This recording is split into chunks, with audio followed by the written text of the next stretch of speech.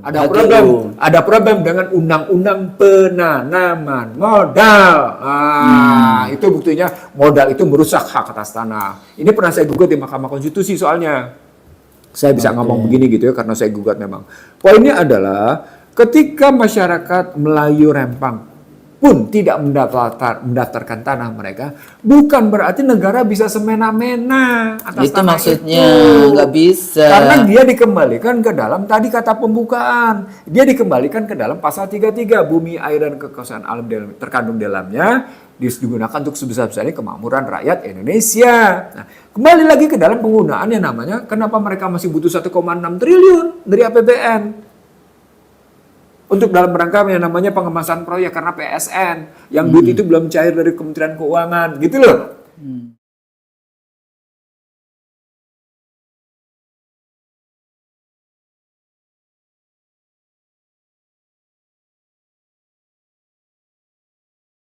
Bismillahirrahmanirrahim. Assalamualaikum warahmatullahi wabarakatuh. Waalaikumsalam warahmatullahi. Alhamdulillah kembali dalam program IC Real Show yang mohon dimaafkan para pemirsa IC Real Show. Sebulan kita menghilang. Seperti biasa IC Real Show bersama Dr. Iksanuddin Nursi, sahabat saya, dan Husnul Maria. Hari ini sebetulnya kita berterima kasih juga ini sama Mas Aji nih yang selalu setia bersama kita, dan Basit, Mas Indra, sekarang? Basit dan Indra. Basit dan Mas Basit, Arif. dan Mas Arif, Dan Arif gitu, ya. Memang beberapa kali yang pernah saya sampaikan, setelah pandemi kita banyak off air, dan off air kelihatannya antara jadwalnya Bang Nursi dan saya selalu slip. Saya bisa, Bang Nursi nggak bisa, Bang Nursi bisa, saya nggak bisa. Tapi alhamdulillah hari ini kita bersama lagi untuk membahas isu-isu mutaakhir. Tapi sebetulnya Bang Nursi kalau kita kaji lagi di 120 sekian YouTube video yang kita punya, sebetulnya secara konseptual banyak hal yang sudah kita bahas. Konsepsi dan teori. Ya, konsepsi dan teori. Nah, seringkali kita juga menyampaikan kayak gitu. Apa-apa yang ada di lapangan sebetulnya itulah data-data yang kita baca. Nah, hari ini kalau kita balik lagi ke isu-isu yang ada selama ini tentang investasi, tentang ini dan yang paling kita sangat sedih hari ini adalah kasus Rempang dalam serbuan modal kayak gitu ya. Ini bagian dari global economy politics yang selama ini kita baca gitu ya, bagaimana investasi, rezim yang berkuasa seringkali berbicara mencari investor susah. Berbicara tentang kita butuh yang namanya economic growth gitu ya. Kita butuh yang namanya hutang luar negeri. Tapi seringkali lupa bahwa tujuan kita bernegara itu melindungi segenap tumpah darah Indonesia. Melindungi segenap bangsa dan tumpah darah Indonesia. Mencerdaskan kehidupan bangsa, mensejahterakan rakyat. Di sini tentu saja rakyat Indonesia, bukan rakyat-rakyat negara luar Indonesia. Nah, di dalam konteks global ekonomi kita juga pernah membahas bagaimana yang dulu Bang Nursi juga sampaikan sejak perjanjian Tordesillas 1494 ya, dunia dikapling-kapling, kapitalisme merambah, kolonialisme terjadi, white supremacy, terus juga kemudian eksploitasi sumber daya alam, yang bahasa lainnya ekstrativisme resources. Tapi pada saat yang sama juga ternyata Bang Nursi setelah saya baca-baca itu, bagaimana yang bacanya? De jure prede. Jadi mereka menggunakan pasal-pasal hukum tanah, ya pertanahan. Jadi ini juga global politics di dalam konteks itu. Setelah negara-negara dikapling-kapling, Indonesia termasuk yang dijajah, terus juga ada jatah ruang.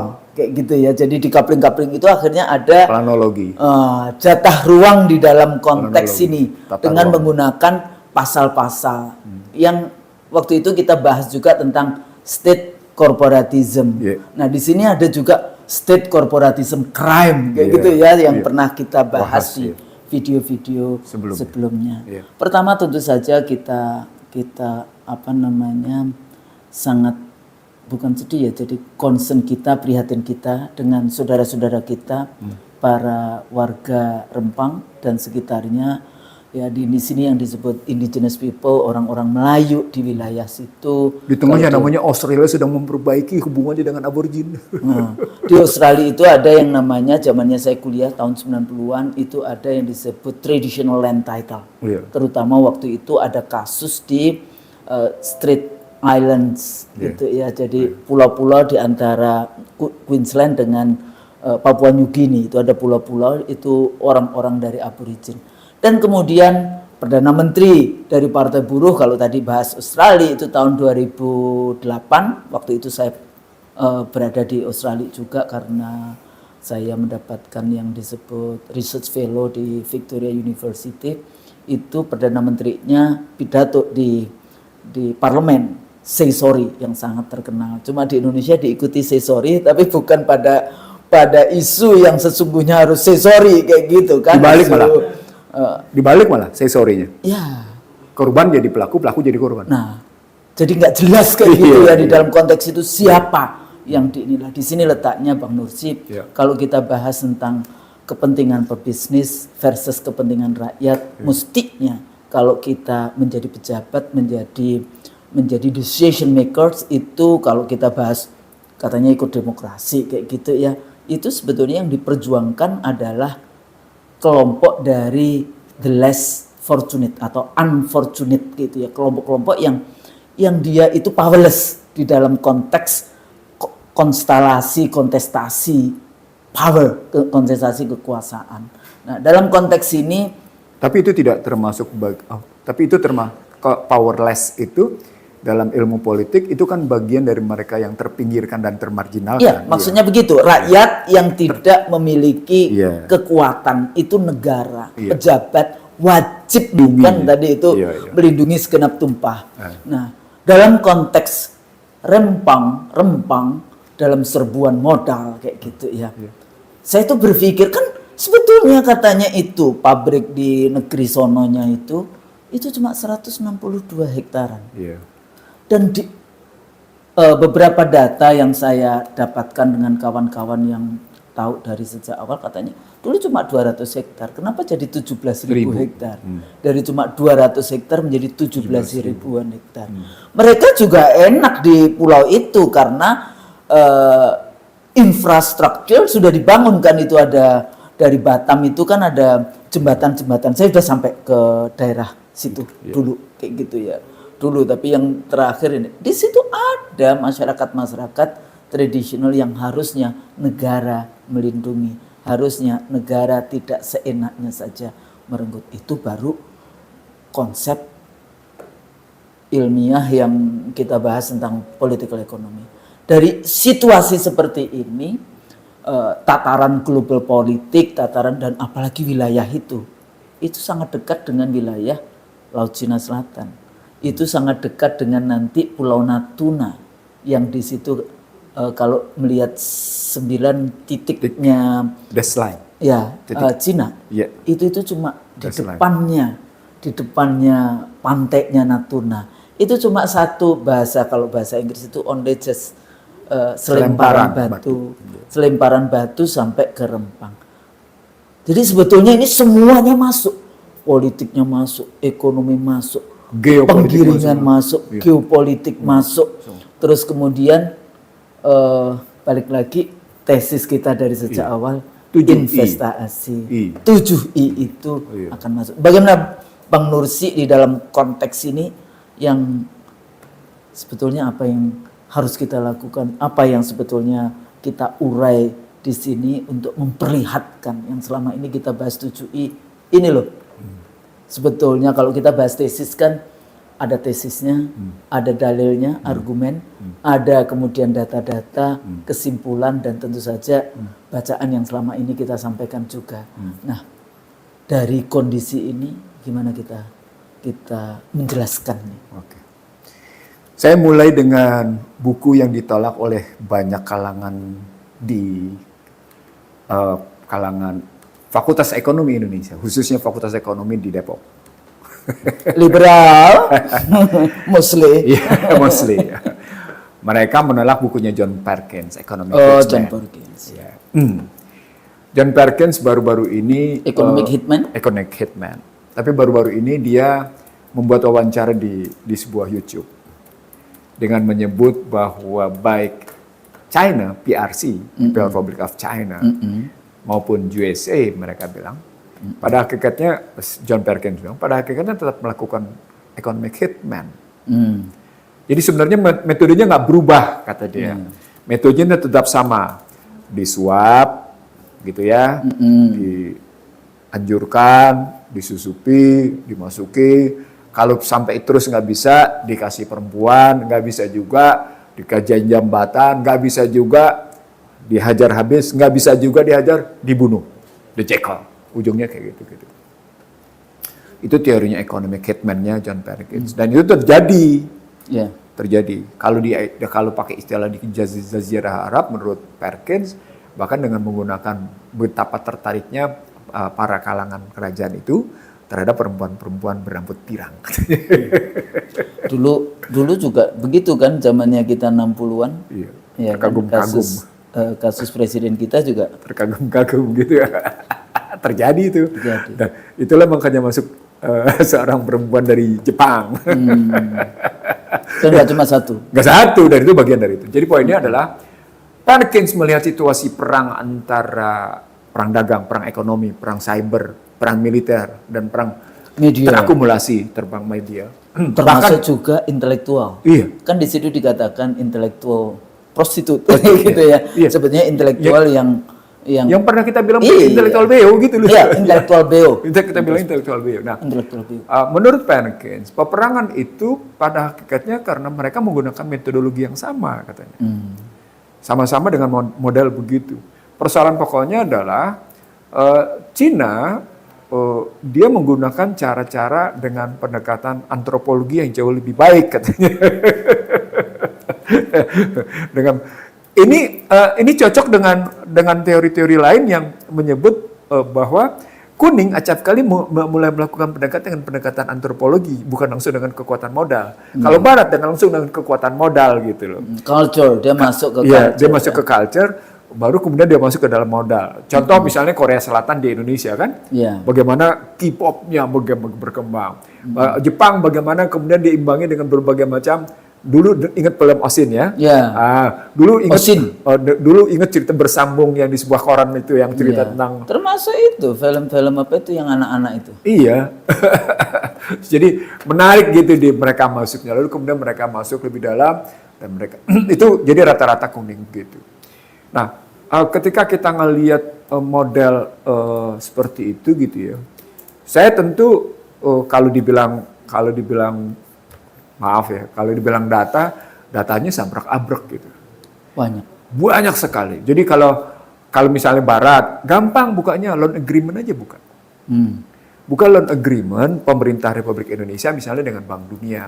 Buka loan agreement misalnya pemerintah Republik Indonesia dengan yang namanya IMF, World Bank, semuanya. apa aja Semua itu bisa ADB. dibuka. Semua bisa dibuka di situ kelihatan gitu ya. Itu kelihatan bahwa bentuk yang namanya kebebasan investasi, perdagangan bebas, keuangan bebas, perbankan Terus dulu bebas. itu ada apa sih yang dibubarkan di Prancis, di Paris? SGS dulu. Apa? Bukan. Kalau kita terkenal zamannya Soeharto dulu. SGS, Bea Bukan. Cukai, Maksudnya kelompok Indonesia yang ada. Bank Via Berkeley. Nanti akan keluar itu. Jadi, Waktu itu dibubarkan akhirnya. IGGI. IGGI dan CGI. CGI maksudnya itu. Kalau IGGI kan pertama, terus karena si Robert Namara yang berlebihan, maka Pak Harto tersinggung merubah menjadi CGI. Padahal kan hakikatnya itu dalam rangka menjamin bahwa yang namanya Indonesia membayar hutang yang dibikin oleh Belanda Ya, sendiri. betul. Consultative Group for Indonesia dan menggunakan sejumlah negara dan mereka menekan Indonesia Indonesia. menjamin membayar utang yang tidak pernah dibuat oleh pemerintah Indonesia, tapi utang karena Belanda menyerang Indonesia pada aksi militer 1, aksi militer 2. Itu motifnya itu kalau riwayatnya. Iya. Tapi itu bukti lagi-lagi bahwa penciptaan utang selalu 7I. Dia merupakan invasi, dia merupakan intervensi, dia merupakan infiltrasi, dia merupakan interferensi, dia merupakan indoktrinasi, dia merupakan intimidasi, dan pasti inflasi. Nah, sekarang kan inflasi tinggi semuanya, sehingga akhirnya nilai tukar berantakan, dolar nggak karu-karuan, semua negara bicara tentang inflasi tinggi. Bahkan Fed sampai Jadi kita udah sampai pada inflasi ya. Jadi Iya. semua sudah terjadi kan? sudah terjadi. Intervensi terjadi Jadi, sampai menempatkan penguasa lokal Ih. itu bagian Dari dari itu global kapitalis. 852 operator kereta api cepat itu bukti. Itu Ya. bukti, dan TKA itu dimasukkan kayak itu tuh bukti gitu. Itu- Anda nggak bisa ngomong apa-apa lagi. 852 TKA untuk mengendalikan kereta api cepat Jakarta Bandung. Itu bukti apa itu? Kalau kurang apa lagi itu? Itu masih operate TKA ya, operate kereta cepat. Ini OB. Office. OB yang harus bikin teh itu loh. Iya. Itu harus impor. Itu kalau kita pergi ke Kolaka, ke daerah-daerah Indonesia. Pename.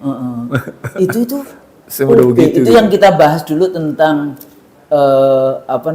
interconnectivity world Wah. dengan migrant workers, Iya. dengan migrasi Iya betul. ugal-ugalan. Iya. Nah, tapi itu jarang dibaca orang, Husnul. Saya heran kenapa referensi-referensi yang maaf ya, maaf Husnul, maaf kalau saya harus ngomong maaf sampai 3 kali. Ini saya heran, kok referensi-referensi saya kayak gitu, kita kayak gitu ya. Kok nggak dibaca orang ya? Aneh gitu. Akhirnya terpaksa kita kasih tahu, ini lo bukunya, kalau nggak punya ini kita bagi gitu. Akhirnya sampai kayak gitu. Baru mereka terkejut gitu. Sama seperti bagisan tadi tentang John Perkins yang ngomong di Baicut gitu ya. Luar biasa penjelasan Perkins. Sama juga seperti penjelasannya Joseph Stiglitz di Project Syndicate. Tentang betapa yang namanya autocratic legalism, kalau pakai istilah Husnul, autocratic populism. Nah, itu yang dipakai juga oleh Chomsky dan Stiglitz itu. Itu latar belakangnya adalah bagaimana kekuatan modal mendikte demokrasi sehingga lahirnya ketimpangan. Tapi gitu. pada dasarnya kita masih ingat nggak dalam tesis kita United Nations dibentuk, IMF, World Bank, model pembangunan, kemudian desentralisasi, Thatcherite recognize, third wave demokratisasi, class of civilization, semuanya itu adalah instrumen, termasuk demokrasi, instrumen dari liberalisasi. Ya. Dan liberalisasi itu sebenarnya bagian dari anak kandung dari materialisme. Ujungnya adalah ideologi materialisme. Iya. Gitu loh. Dan itu gampang sekali ideologi materialisme, termasuk modern nation state dengan sekularisme, itu juga dasarnya adalah materialisme. Itu bukan hanya garis bawah tuh Husnul, itu di bold garis bawah dengan font yang beda. Fontnya gede sekali gitu. Dan Karena kita yakin gitu, sepertinya ini take it for granted bahwa itulah modern state. modern state. Aduh, itu gawat betul cara berpikir ke orang kayak gitu. Makanya kita harus mendesain sendiri apa yang kita negara Pancasila. Nah itulah nanti yang kedua nanti kita cari itu. Balik lagi ke Rempang. Oke, balik lagi ke Rempang. Nah dari sana ketika ada orang mendapatkan proyek lokal dengan, kan asal muasalnya Rempang disebut proyek lokal. 2002 itu National 2004, Strategic. itu PSN berikutnya di 2000 berikutnya, oke. tapi sebelumnya disebutnya proyek lokal. Karena rekomendasi DPRD. Nah, kan karena nggak jalan-jalan sejak 2004 sampai dengan terakhir, akhirnya masuk PSN, proyek strategis nasional. Nah, konstruksi yang pertama harus kita lihat, tadi Husnul sudah nyinggung planologi, tata letak. Tadi Husnul sudah ngelihat. Ini jarang dibahas oleh orang. Rempang itu, kalau kita lihat dalam perspektif kita pasti menggunakan dua, regional planology dan national planology, gitu ya. Tata ruang regional dan tata ruang nasional. Tapi harusnya dimasukkan juga lokal.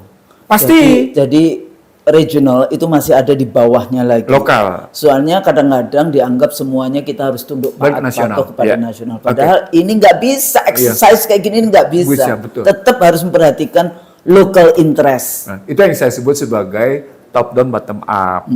Jadi bottom up-nya adalah tadi local planology, nasionalnya top down-nya. Baru kemudian kita bicara regional. Baik, kalau melihat dari local planology, Rempang itu sudah diakui oleh Belanda sejak abad 16. 1642 itu. Iya. Tulisan itu sudah ada pada tahun 1642. Artinya sebelumnya juga pasti ada. Ada, gitu. iya, sudah diakui.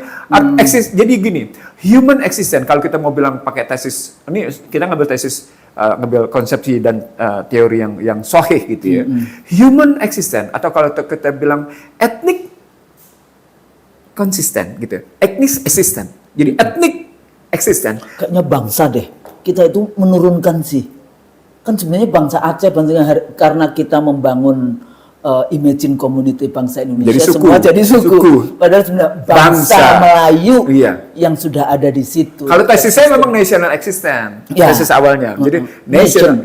itu kan yang saya sampaikan di tempat kuliah Husno selalu. Ya, betul. National existence depend on the property, on the land. Kan kata kuncinya depend on the land. Ya. Nah, itulah pasal 33 ayat 3. Bumi, air dan kekayaan alam yang terkandung dalamnya dikuasai oleh negara untuk sebesar-besarnya kemakmuran rakyat.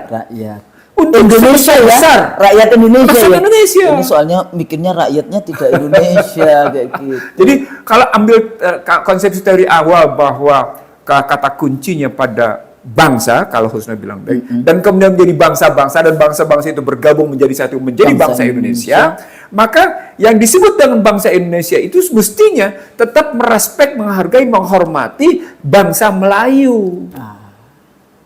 Itulah. Ini bukan analisis konflik suku bangsa, bukan itu, Husno. Bukan. Tapi kita mau kan Anda sudah bicara dalam perspektif anti diskriminasi.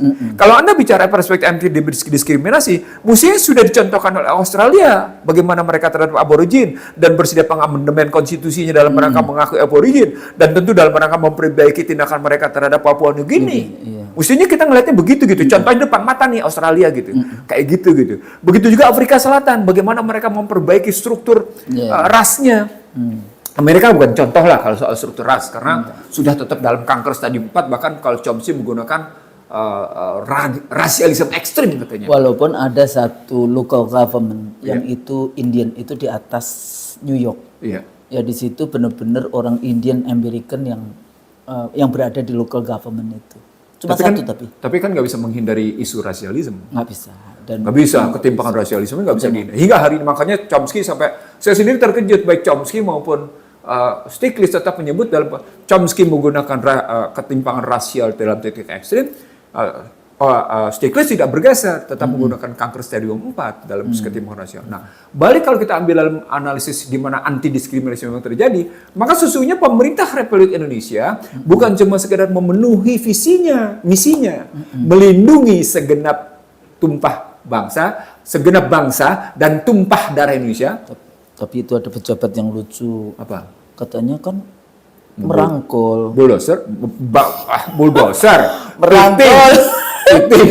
Memang piting itu bahasa Jawa kan, merangkul, tapi merangkulnya nanti Dibikin tidak bergerak. gini, gitu. Itu merangkulnya namanya piting gitu karena saya orang Jawa. Jadi balik lagi ke itu tadi, Jadi, melindungi segenap bangsa dan tumpah darah. Jadi melindungi segenap bangsa artinya adalah tugas utama pemerintah Republik Indonesia yang bersumpah atas nama konstitusi, di atasnya Al-Quran, untuk melakukan segenap perlindungan, untuk melakukan perlindungan terhadap segenap bangsa dan tumpah darah Indonesia. Loh, kalau Anda tidak melakukan itu, Anda berarti tidak memenuhi konstitusi dan berpeluang untuk dilakukan satu tindakan hukum terhadap mereka yang tidak memenuhi sumpah jabatan. Gitu loh. Ini saya belum masuk planologinya nih, baru dalam perspektif normanya saja sudah kayak gitu. Kacaunya gitu. Jadi perjanjian sucinya di dalam konstitusi kita sudah dilanggar. Gitu. Nah, sekarang kita geser. Oke, kalau kita ngambil geser dalam perspektif planologi gitu ya. Kalau kita ngambil planologi, maka dalam konstruksi konflik Laut Cina Selatan, dalam konstruksi yang namanya Singapura selalu punya agenda memperluas landas kontinennya. Loh, tujuan Singapura jelas memperluas landas kontinennya. Iya dong. Nah, pada konstruksi bagaimana juga ya namanya dia berhubungan dengan Filipina dan kan berhubungan juga dengan Filipina itu. Habis itu berhubungan juga dengan namanya Thailand, berhubungan juga dengan namanya Malaysia. Maka sesungguhnya perspektif Rempang, makanya kemudian dia memang menjadi suku bangsa Melayu yang begitu strategis. Karena dari sini ini terjadi kelihatan penyebaran ke Thailand, terjadi penyebaran ke Filipina, terjadi penyebaran ke Brunei, terjadi penyebaran ke Singapura, terjadi penyebaran ke yang namanya ke Malaysia dan terutama ke Indonesia. Nah, sampai ke Indonesia saya mundur lagi ke belakang Husnul, ke peristiwa 28 Oktober 2008. 28 Oktober 28. Kenapa Sumpah Pemudunya bukan bahasa Jawa sebagai bahasa Indonesia? Ya. Tapi bahasa Indonesia. Melayu. Bahasa Melayu. Apa Bahasa poinnya? Melayu. Ada pengakuan bahwa dalam budaya Melayu terjadi budaya yang egaliter, Husnul. Satu Ada egaliter. budaya yang mempersatukan. Dan dia mempersatukan lingua franca. Lingua franca. Lingua franca dari seluruh kepulauan di Indonesia. Itu jadi Lingua franca itu mestinya di situ ketika kita balik lagi bahwa bahasa Indonesia adalah bahasa negara, adalah bahasa Indonesia, maka suka tidak suka penghormatan terhadap Melayu juga dihargai karena mereka yang memberikan kontribusi besar. Belum lagi bicara soal kontribusi kerajaan Siak dan kerajaan Dewa yang memberikan kekayaan kepada 30 pemerintah juta Indonesia. gulden. Iya. Waktu itu sekitar 1.000 triliun. Jadi artinya Gak cuma sedikit, 1.000 triliun. jadi jangan sembarang gitu. Nah, hal-hal seperti ini yang mestinya kita lihat dalam perspektif itu gitu. Jadi dari aspek planologi dia demikian strategis, dari aspek suku bangsa demikian strategis, dari aspek kontribusi yang namanya terbentuknya Indonesia strategis, dari segi sumbangsi kekayaan strategis gitu ya. Dan sesungguhnya kalau kita mau ngelihat Rempang dalam posisi ke depan, saya pernah membayangkan begini, saya mundur lagi ke belakang Husnul. Di era Abdurrahman Wahid berkuasa, saya pernah diminta untuk memberikan masukan kepada pemerintah Republik Indonesia di bawah Mas Dur sebagai presiden tentang kondisi perjudian di Indonesia. Sebentar, ini emang mau di situ mau dibikin. Kalau ceritanya kawasan wisata terpadu eksklusif, apaan tuh? Kalau dalam bahasa mereka bilang kan kawasan dunia malam. Itu orang mereka sendiri bilang itu akan menjadi kawasan dunia malam kok, gitu. Dia Makanya mendekatkan karena di Singapura mungkin kurang, di ini kurang, jadi didekatkan di situ. dan opportunity-nya memang luar biasa. Anda bisa lihat. Namanya Eco City. Iya, Eco City. Eco City itu bagaimana kemudian kota yang penuh dengan kegiatan ekonomi, Ini ekonya ekologi atau ekonomi? Kalau saya bilang ekonomi. Kalau saya bilang Bukan ekologi ya? Karena kalau ekologi, manusianya yang ada di situ udah dibuang, udah nggak ekologi. Apalagi bicara ekosistem. Ekosistem nggak bisa. ngerusak di situ, yang terjadi kan rusak itu pulau. Nah, makanya saya bilang tetap ekonomi, bukan ekosistem, Ekonomi. bukan Jadi, ekologi. Soalnya kita kan eco itu biasanya kita ke environment ya. Iya, environmental. Berarti ini penggunaan terminologinya sendiri juga sudah agak sedikit simbolik torture. Oke, lanjut. Karena memang pada hakikatnya modal itu simbolik torture. Iya. Pada hakikatnya modal investasi asing itu simbolik torture. Nah, balik lagi sekarang. Kalau kita melihatnya dia menjadi kawasan terpadu, kawasan wisata terpadu ekonomi dan motifnya begitu. Saya bilang di Abdurrahman Wahid diminta kajian tentang judi. Kenapa? Karena pada di era Soeharto ada perjudian terselubung di atas kapal waktu itu, Husnul. Gitu. Belum yang mengitari Indonesia dari mulai yang namanya Singapura ke Falkland ke Tanjung Priok ke Christmas Island, balik lagi muter-muter. Itu ada dulu, Husnul, kayak gitu. Dan itu tahu nggak? Perputarannya triliun, Husnul. Jadi perputarannya tidak sedikit. Sama juga seperti kita lihat sekarang judi-judi online. Itu perputarannya gitu. Nah, kalau ini termasuk pinjol-pinjol loh, Pak. Iya. Ini berapa triliun itu ternyata. Sedih, Husnul, kalau bicara di situ. Dan targetnya itu anak-anak kita. Ya, itu cuma mahasiswa. anak SMA. SMA juga sudah kena. Karena dia cuma butuh 17 tahun KTP dan kemudian punya rekening. That's it. Ya. Ini anak SMA. Ini maksudnya orang yang saya kenal kayak gitu ya. Anak SMA. Ya, dan itu menjadi bagian dari industri. Dan negara nggak ada.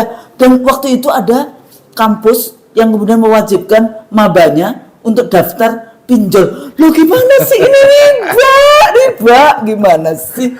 Dia nggak tahu kalau itu berarti bencana. Nah, itulah tadi. Ketika kita masuk dalam cerita tadi, ada perjudian yang sesungguhnya sudah beredar.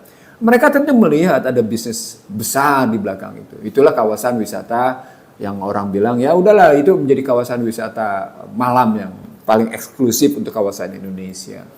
Nah, kalau aspeknya sudah kita tahu bahwa planologinya begitu, geopolitiknya begitu, ekonominya begitu, sukunya begitu, latar belakangnya begitu, dan kemudian tuntutannya adalah tuntutan bagaimana menyeimbangkan tantangan ke depan, saya ngelihatnya menjadi begini. Dulu gagas saya memang, saya harus mengakui, gagas saya memang, kita cari satu pulau tertentu yang tidak ada penghuninya. Berikan ke mereka yang berpihak, tetapi dengan catatan pasportnya harus paspor asing, bukan paspor Indonesia. Jadi yang masuk ke situ hanya paspor orang asing. Begitu catatan dulunya. Waktu gagal saya, tapi baru itu konsepnya baru konsep lisan. Karena berikutnya saya benturan dengan beberapa kelompok yang mulai merasa terganggu, judinya terganggu, andai kata dilegalkan. Bukan mereka senang, enggak. Dari posisi judi yang dilegalkan, yang tidak dilegal itu mereka sudah terganggu karena ketika dilegalkan mereka terganggu gitu. Itu makanya kemudian benturan segala macam. Ya itulah saya harus saya bilang saya dihajar secara fisik. Oh, fisik. Fisik, bukan lagi nama baik dihajar di situ gitu ya. Itu kejadian lah ceritanya gitu ya. Nah, dalam bahasa yang sederhana kita tahu bahwa Rempang ini tidak cocok dengan yang namanya kata pembukaan Undang-Undang Dasar 45, tidak cocok dengan pasal 29, tidak cocok dengan yang kalau pembukaan Undang-Undang 45 kan Anda bicaranya berkat rahmat Allah yang Maha Kuasa dan didorongkan oleh keinginan luhur. Betul. Artinya Anda tidak boleh bertentangan dengan prinsip rahmat Allah yang Maha Kuasa dan tidak boleh bertentangan dengan didorongkan oleh keinginan luhur. Lalu dengan pasal 29 ini tidak boleh bertentangan dengan yang namanya negara berdasarkan ketuhanan Indonesia. Ketemu lagi dengan pasal 33 ayat 3. Nggak boleh dong. Kayak gitu. Nah dari situ, dalam kacamata saya, model penyelesaiannya nggak boleh begitu. Kalau Anda memang mau niat melakukan investasi, sudahlah investasi tadi dalam tanda petik. Tapi mereka mengatakan eko itu perumahan, kemudian pabrik. Masa pabrik beling? Saya bilang pabrik beling aja membutuhkan 17.000 hektar kayak gitu. Dan paling top juga kalau saya ngelihatnya dulu di Ancol itu ada. Tapi setelah namanya pasar bebas industri otomotif sejak 98 habis-habisan, yang di Ancol itu habis mati industri.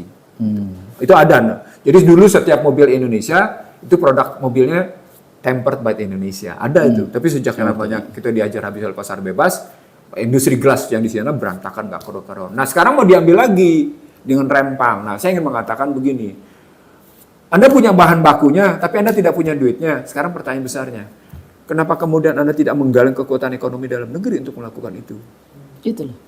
Kenapa dengan wilayah tertentu gitu loh. Ya. Anda bisa lihat sekarang Ya makanya karena apa itu proyek ikutannya itu sebetulnya yang utama. Kalau dalam bahasa saya ada kamuflase yang luar biasa. Kamuflasenya adalah Anda bicara tentang yang namanya proyek industri di situ. Tapi pada akhirnya Anda bertujuan mengosongkan. Tidak perlu Anda mengosongkan dong kalau yang namanya bertujuan industri, Husnul. Iya. Kalau tujuan memang mau melakukan industri, Anda cuma tinggal melakukan resettlement istilah saya. Resettlement konsepnya. Bukan kemudian Anda gusur, Anda usir gitu. Bukan itu. Anda mesti melakukan yang namanya resettlement dengan baik karena memang Anda ingin bermaksud membangun industri dengan baik gitu. Bukan dengan itu nggak cocok dengan istilah triple P loh. People, Profit, and Planet. People, Profit, and Planet. Kalau pakai konsep itu aja, Anda katanya mau bicara Sustainable Development Goals. Sustainable Development Goals itu 3P. Mestinya ke-3P bahkan mesti ditambah lagi dengan public mestinya. Kan gitu. Jadi people, profit, planet, dan public gitu. Kalau mau diambil begitu. Jadi konsepnya menjadi lebih jelas. Nah dari kerangka itu, karena tanggal 28 adalah batasannya, tanggal 28 itu tinggal beberapa hari lagi dari kondisi sekarang. Oh masih jalan terus ya? Masih. Karena mereka menargetkan tanggal 28 harus kosong. Nah, kalau tanggal 28 sekarang harus kosong, menurut saya... Siapa sih yang mengharuskan? Pemerintah, karena memang mereka merasa punya... Kan sikap perlawanan masyarakat Rempang, Melayu Rempang, kan dianggap melawan otoritas, melawan kewibawaan pemerintah. Yang sudah menetapkan itu sebagai proyek strategis nasional. Nah, itu karenanya mereka wajib... Apakah mereka terlibat di dalam proses pembuatan proyek strategis nasional? Saya kira atau dia cuma objek saja selama ini. Kalau dilihat bukan dari subjek. Kalau ngelihat dari itu katanya itu ada 12 perusahaan ikutan di dalamnya. 12 perusahaan ikutan itu saya tidak mengidentifikasi lebih baik, tapi menurut saya tipikal penyelesaian berdasarkan musyawarah mufakat jauh lebih baik daripada Anda melakukan tindakan kekerasan. Bahwa Anda melakukan pengosongan pengusiran itu sudah merupakan bagian dari pelanggaran HAM berat. Pelanggaran HAM berat itu. Dan sudah dituliskan sekarang di international media. Nah, begini, kasus IKN sudah menjadi ejekan, apalagi kasus Rempang. Nah, poinnya adalah ini naik ke politik internasional nih. Di sini mesti kita tahu. Tadi saya bilang tadi, ada Husnul menambahkan local planologi. Oke, kita naik ke nasional planologi. Oke, kita naik ke regional. Ketika masuk ke regional planologi, suka tidak suka, ini pada persoalan jumlah uang beredar, satu. Yang kedua, soal industri yang akan dikembangkan sebagai sektor realnya. Yang ketiga, soal sumber daya manusianya. Dalam konstruksi misalnya planologi internasional, mau tidak mau dong Barat melihat dong, melirik. Mau tidak mau Barat melirik dong. Iya dong. Bukan hanya kulit kuning melirik, bukan hanya Beijing atau kemudian Taipei atau mengatakan yang no, bukan hanya itu, bukan hanya kalangan Vietcong yang melihat ya. Istilahnya Vietcong ya, Vietcong community. Bukan hanya kalangan mereka kulit kuning yang melihat, tapi juga putih juga melihat. Nah, kalau putih juga melihat, artinya sesungguhnya Rempang menjadi sebuah strategis problem strategis yang juga harus diselesaikan juga secara strategis, tidak bisa berdasarkan pendekatan pendek, pendekatan pragmatis, nggak bisa, nggak mungkin. Jadi kalau sudah tanya apa yang harus dilakukan, ya kembalikan dulu ke dalam prinsip dasarnya. Prinsip dasarnya adalah prinsip dasarnya adalah kata pembukaan, prinsip dasarnya adalah pasal 33, prinsip dasarnya pasal 29, prinsip dasarnya adalah pengakuan atas hak atas tanah.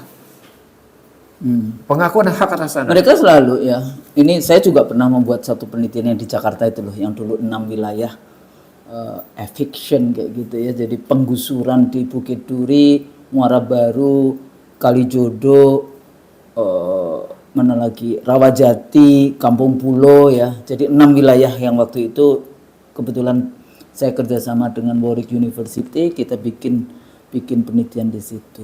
Nah, selalu argumen ini kan konflik antara negara dengan masyarakat ya. Terus ada di situ LSM dan sebagainya. Selalu argumennya adalah tanah milik negara. Nah, sekarang kan persoalannya negara ini dapat dari mana? Konstitusi kan. Nah, apakah kemudian negara dulu dapatnya kan nasionalisasi dari Belanda misalnya ya. Terus Belanda ngambilnya gimana? Belanda kan cuma matok-matokin aja ini. Nah, ternyata Bukit Duri itu semua warganya punya itu sudah punya pribadi. Sama mereka dibawa ke pengadilan, menang. Tapi itu zaman Ahok yang kemudian diambil aja, nggak dipeduliin di dalam konteks ini. Ini maksud saya mindset dari para pejabat negara ini. Hati-hati di dalam melihat konteks tanah itu. Selalu argumen di balik itu negara bisa melakukan apa saja tanpa musyawarah, tanpa bagaimana konstitusi berbicara, selalu bicaranya milik negara. Jadi gini Husnul, kalau itu Husnul bicara tentang alas hukum atas tanah. Di zaman Belanda itu ada yang dikenal dengan hak milik yang kemudian diterjemahkan sebagai eigendom, kemudian hak guna bangunan, erpah, hak yang pakai, sekarang HGU boleh. dan seterusnya, hak guna usaha dan seterusnya gitu ya. Saya bilang gitu. Nah, Undang-Undang 5 tahun 60 mengadopsi itu. Bahwa eigendom adalah hak milik, bahwa inilah hak guna bangunan, bahwa inilah guna usaha, bahwa inilah pakai. Dengan masa waktu tertentu, jangka waktu tertentu. Ini yang menjadi alas hukum untuk kepemilikan. Tadi kita sudah menyebut bangsa Melayu di Rempang sudah berada sejak 1642. 1642. Nah, itu berarti riwayat tanahnya juga akan sama. Nah, dalam rentang tertentu belum lama dikeluarkan kebijakan bahwa setiap negara, setiap tanah harus didaftarkan. Kalau saya tidak salah sekitar tahun 1980-an. Setiap tanah wajib didaftarkan. Alas atas tanah di Indonesia bermacam-macam. Atas dasar adat, letter C. Itu biasanya posisinya kayak gitu. Lalu kemudian juga eigendom dengan dasar Belanda. Tapi hak adat itu diakui, Husnul. Yeah. Nah, apa wujud pendaftarannya? Itu pajak, Husnul. Oke. Jadi pajak itu membuktikan bahwa dia memang menguasai, walaupun kemudian kalau PBB sekarang bukan menunjukkan sebagai bukti hak. IMB juga bukan merupakan bukti hak. Tapi dulu karena berkaitan hak milik dan kewajiban membayar pajak, maka keluarlah sekarang misalnya dulu namanya ingat nggak namanya IPEDA. Oh ya, dulu IPEDA ada. IPEDA dulu. Nah, IPEDA basisnya sebenarnya letter C. Nah, IPEDA sebenarnya basisnya adalah Egendom gitu loh. Iuran pendapatan daerah gitu ya. Iuran pendapatan penerimaan daerah namanya gitu ya. Ada juga IREDA dulu kan namanya ya gitu ya. Itu udah dari asal-asal awal Orde Baru. Latar belakangnya adalah itu 560. Nah, 560 dasarnya adalah Agraris Wet. Undang-undang agraria berdasarkan Belanda. Nah, kalau Belanda mengakui, maka pemerintah Republik Indonesia, walaupun mereka tidak mendaftarkan, walaupun masyarakat Melayu tidak mendaftarkan, tanahnya, tapi sudah ada di era Belanda, itu maka sesungguhnya haknya hak mereka. Gitu. Apalagi Undang-Undang 560 mengakui ketika satu tanah, satu lahan, satu kawasan didiamkan dan dipelihara oleh mereka selama 30 tahun, maka walaupun belum keluar suratnya, negara mengakui mereka lah yang mengelola tanah itu. Di situ negara mengeluarkan HGB atau negara mengeluarkan hak pakai, hak milik. Walaupun kemudian bisa ditingkatkan haknya. Tapi selama mereka sudah mengelola 30 tahun, negara mengakui. Itu Undang-Undang 560. Di situ baru enggak? Ada problem dengan IKN. Soal hak tanah. Sampai 190 tahun. Ada problem dengan undang-undang penanaman modal. Itu buktinya modal itu merusak hak atas tanah. Ini pernah saya gugat di Mahkamah Konstitusi soalnya. Saya bisa ngomong begini gitu ya karena saya gugat memang. Poinnya adalah ketika masyarakat Melayu Rempang pun tidak mendaftarkan tanah mereka, bukan berarti negara bisa semena-mena atas itu tanah maksudnya itu. nggak bisa. Karena dia dikembalikan ke dalam tadi kata pembukaan, dia dikembalikan ke dalam pasal 33 bumi, air dan kekayaan alam terkandung dalamnya digunakan untuk sebesar-besarnya kemakmuran rakyat Indonesia. Nah, kembali lagi ke dalam penggunaan yang namanya kenapa mereka masih butuh 1,6 triliun dari APBN. Untuk dalam rangka yang namanya pengemasan proyek karena PSN yang duit itu belum cair dari Kementerian Keuangan gitu loh. Bahkan yang itu yang isu-isu bahwa otoritas juga menggunakan APBN untuk ngusir. Ya itu dia. Yang 1,6 triliun. 1,6 itu gitu. Relokasi dalam rangka relokasi. Di sini lagi-lagi salah kalau istilahnya relokasi. Harusnya tetap resettlement. Bahkan mereka dilibatkan dalam kepemilikan atas proyek. Konsep saya, Husnul, sejak yang namanya ribut dulu soal pengadaan tanah bermasalah dalam rangka proyek-proyek strategis, itu adalah konsep di mana ini pernah saya lakukan 2005. Pernah saya gagas. Rakyat itu mendapat 3. Dia mendapat saham atas proyek, dia mendapat tempat baru proyek itu, dia mendapat jaminan bahwa tempat barunya bersertifikasi. Bukan cuma sekedar itu, jadi dia dapat 2 minimal. Dia punya keterlibatan atas proyek karena kepemilikan, bahkan dia bisa bekerja di situ gitu ya. Itu yang namanya resettlement.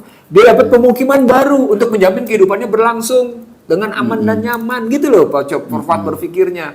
Jadi kalau kita mau bilang, sorry to say, Anda teriak-teriak hak asasi manusia, ya katanya universal, hak asasi manusia Anda injak-injak kok dengan bicara begini, gitu loh.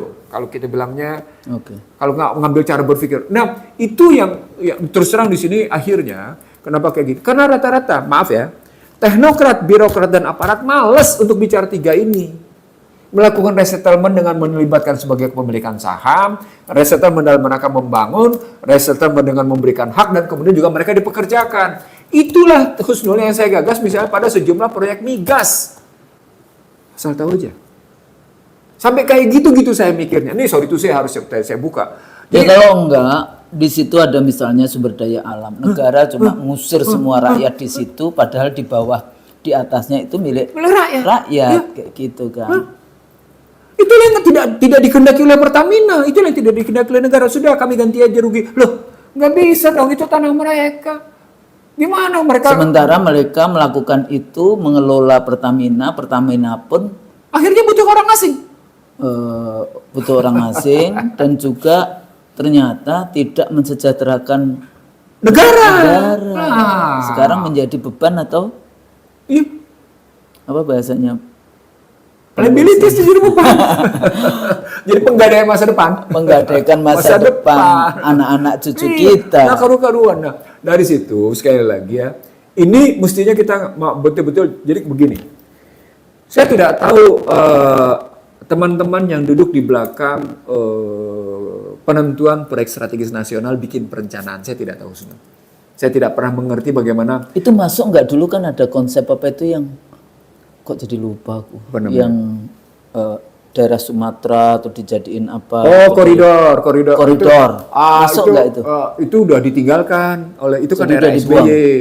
Lalu kemudian dibikin sendiri di bawah Joko Widodo dengan model-model tadi PSN, 18 PSN. Saya nggak ngerti bagaimana format perencanaan ini sekali lagi gitu ya. Tapi kayaknya dia bikin ini tapi mission and visionnya tidak pada level apakah itu amanah dari Undang-Undang Dasar atau sekedar growth siapa saja. Growth. Karena kalimatnya dipanggil. 2. Siapa yang menghalangi investasi, saya kejar dan saya hajar. Bulldozer. Terakhir ditambah lagi dengan yang namanya ini, di bulldozer. Kan artinya sekarang. Ini loh sekarang ya pilihan-pilihan diksi dari pejabat kepada rakyat. Kan saya selalu mengatakan kenapa sih Anda para akademisi sibuk menganalisa pilihan diksi rakyat kepada pejabat. Rakyat itu menyampaikan pilihan-pilihan diksinya karena sudah nggak ada kekuatan lagi. Sementara pejabat yang dibayar oleh rakyat memilih diksi-diksi seperti itu yang itu bertentangan dengan amanah konstitusi. Kan gitu. Pusing saya. Ini akademisi nih. Maksudnya para akademisi ini loh diksi-diksi pejabat kepada rakyatnya. Tapi bukankah itu membuktikan autocratic legalism? Autocratic legalism. Bukankah di situ kelihatan bahwa pilpres itu pada hakikat adalah autocratic legalism? Iya. Di situ problemnya naik ke atas, ke sistem berarti salahnya.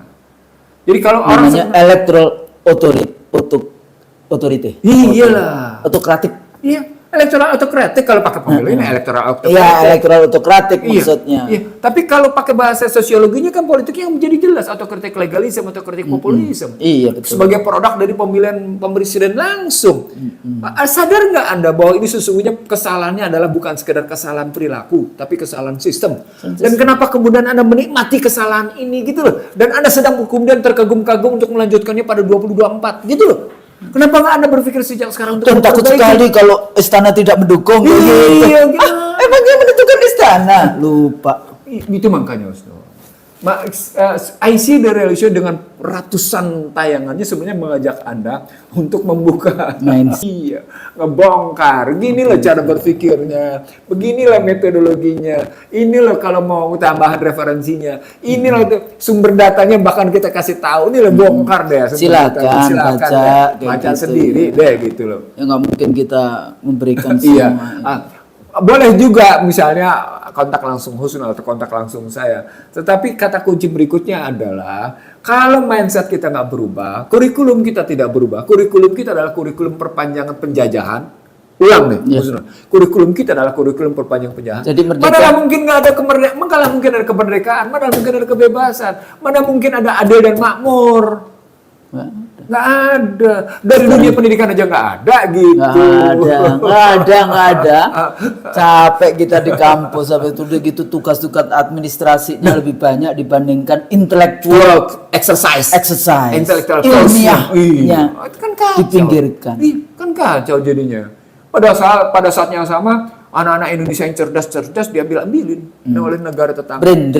Brand-brandnya. Gimana coba? Diambil Singapura, diambil Amerika, diambil Malaysia, diambil Thailand, anak-anak Indonesia dan mereka merasa, bahkan saya mau bilang sama Husnul, ada beberapa teman lulusan luar pulang ke Indonesia untuk mengabdi, nggak dapat kerjaan Husnul.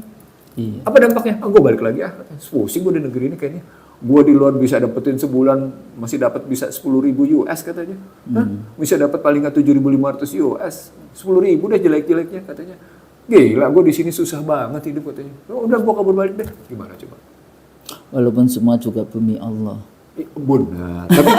Tapi saya ingin mengatakan bukan soal bumi Allahnya. Saya ingin mengatakan betapa rusaknya sistem ini. Iya, karena itu brand-brandnya luar biasa. Nah, pada konstruksi seperti itulah kita dapetin sumber masalahnya. Sumber masalahnya adalah partai politik sebagai satu-satunya pemegang saham pemerintahan.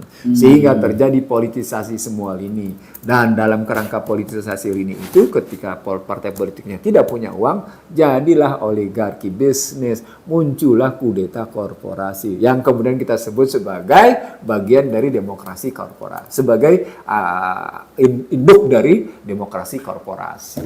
Itulah. Itu. Jadi kalau mau nonton kudeta korporasi, kita sudah jelas sebenarnya. Gitu loh.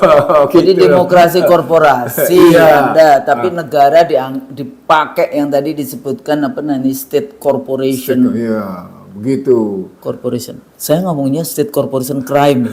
Iya. Saya gunakan. Tapi itu ada Memang, di memang dalam dilakukan. analisis state corporation Biasa. crime gitu Biasa. ya. Bahkan jadi- ketika terjadi pergantian kekuasaan dari Najib ke Mahathir, itu terjadi. Bukan tidak terjadi. Bang, ada beberapa waktu itu yang sampai kepada saya kayak gitu. Sebetulnya ini perusahaan juga ada di Kanada, tapi di apa namanya, di disband apa nggak dibolehkan karena ada indikasi security issues. Di Mungkin ban, nggak itu? dilarang. Mungkin. Ini balik lagi kita bahas tentang bagaimana negara itu harus berhati-hati. Itu geopolitik ya jadinya. Misalnya dengan IKN. Kok ibu kota negara kenapa justru dijual ke asing kayak gitu kan. Di dalam konteks pembangunan. Mestinya padahal di dalam ibu kota negara kan isinya itu isu-isu security, keamanan dari negara itu. Kedaulatan dan sebagainya. Kekuasaan tertinggi. Di situ dalamnya. Mestinya kan apapun itu dibangun oleh anak negerinya sendiri. Atau negara harus mengeluarkan. Untuk menunjukkan bahwa memang itu mewujudkan kedaulatan tertinggi. Jadi IKN itu adalah mewujudkan kedaulatan tertinggi. Jadi dengan korporasi sekarang kan sedang dibangga-banggakan karena membangun apa yang katanya sudah Itu membawa. deception Husnul. Itu yang disebut dengan deception. Bagaimana dia putar balikan gitu dan kemudian kita semuanya nyaris seperti bukan mereka yang bebek lumpuh, kita yang jadi bebek lumpuh. Lemdaknya. Enggak sih sebetulnya kalau kita bicara di level yang masih menggunakan akal, afala ta'qilun, afala tatafakkarun, kita sebenarnya concern. Ada beberapa hal yang ya saya nggak tahu sampai di mana nanti terjadi yang disebut political unrest, social unrest, political unrest itu pasti akan. Ini seperti kayak bom waktu aja di dalam konteks. Ketika Husnul bicara bom waktu, saya jadi teringat begini. Satu kekuasaan yang akuntabilitasnya. Jadi kalau saya menggunakan tesis 99 Husnul ya. Satu kekuasaan yang akuntabilitas publiknya rendah, dia pasti akan jatuh.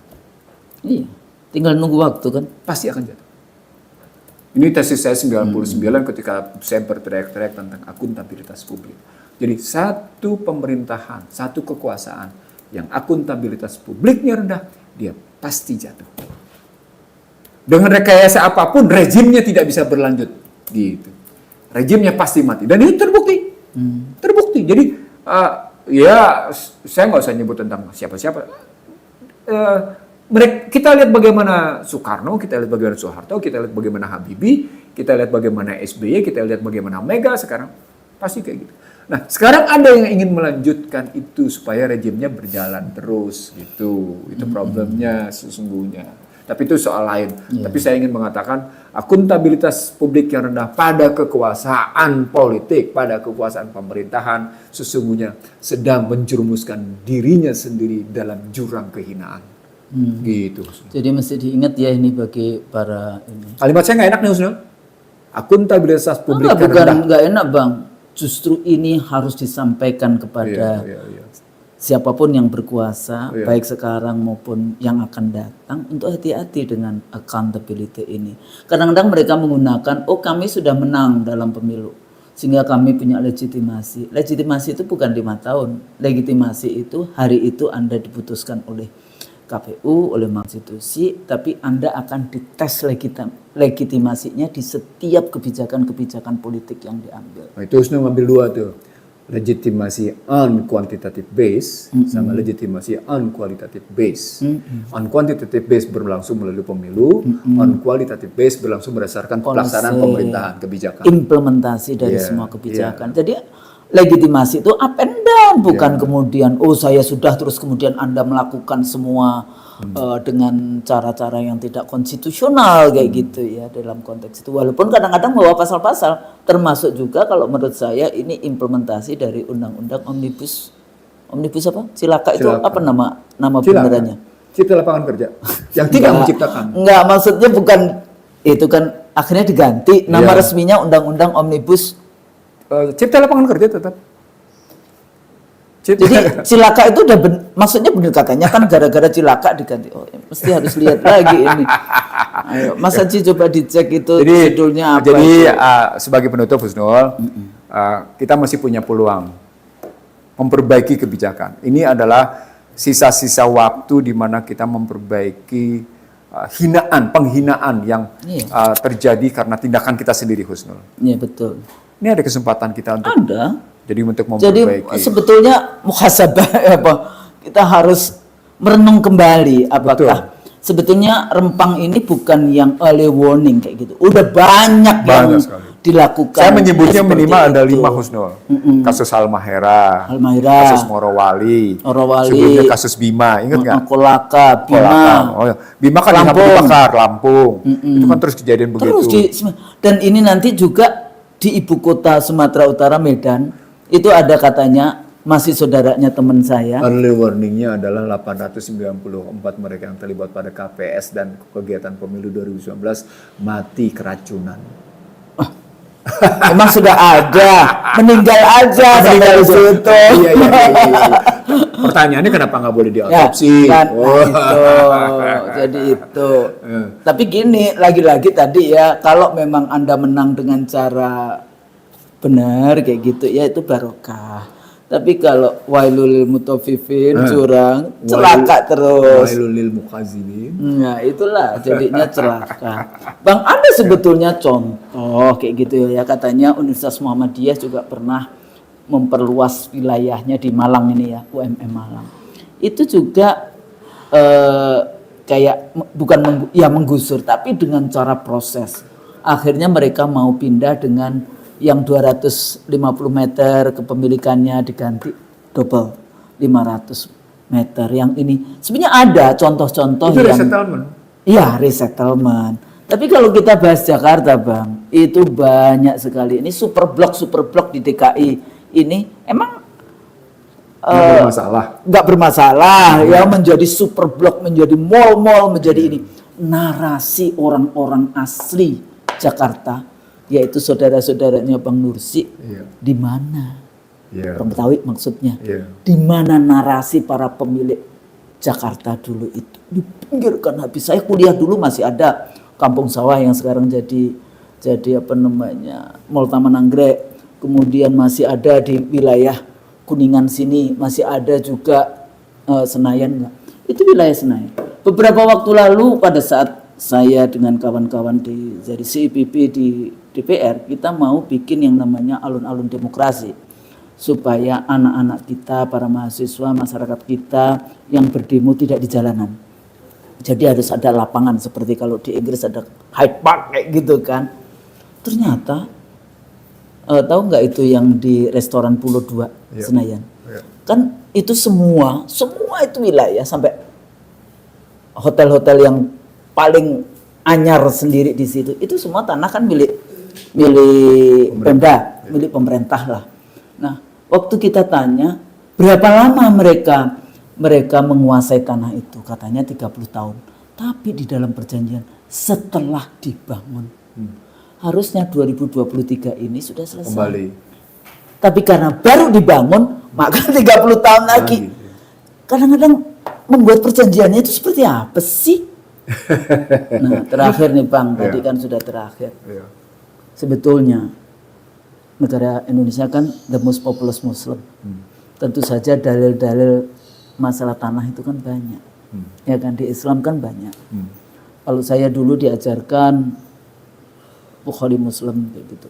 Kalau Anda menyerobot sejengkal tanah saja, nanti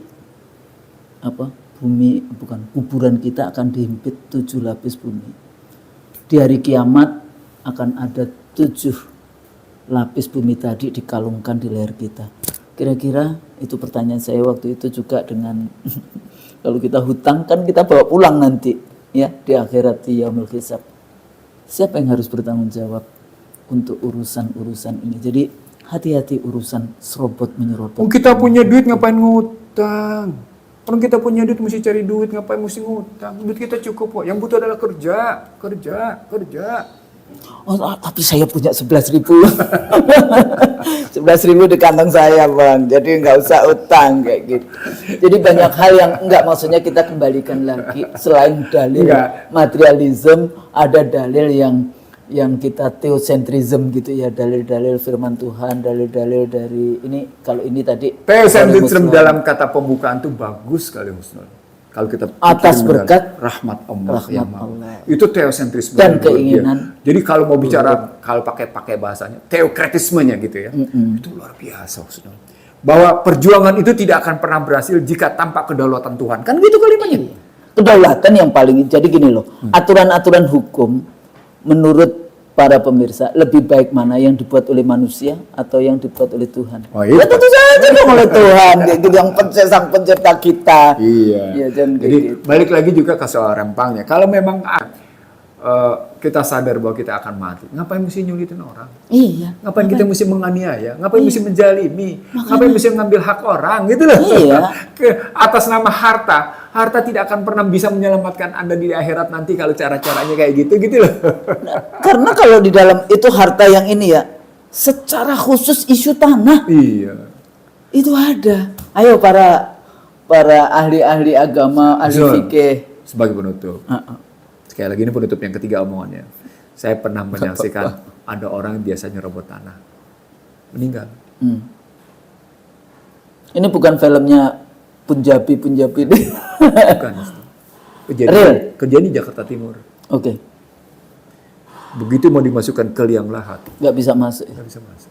Naik lagi. Bukan naik lagi. Liangnya nggak pernah cukup. Liang nggak pernah cukup. Mau dimasukin tiba-tiba basah. Mau dimasukin tiba-tiba ada sesuatu. Sampai kayak gitu. Bumi menolaknya, Husnul. Itu sama dengan Kemal Atatürk. Iya, bumi menolak. Akhirnya dibuat di atas kan dia, bukan dimasukkan. Karena bumi menolak. Itu.